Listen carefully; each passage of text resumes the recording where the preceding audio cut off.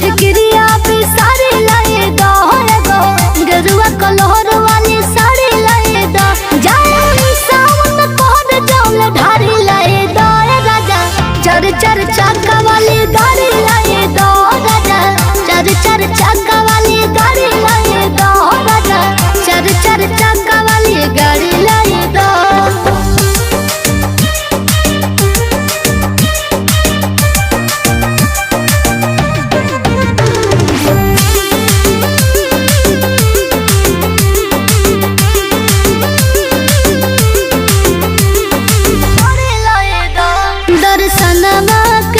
दर्शनमा के कोरब राजा दर्शनमा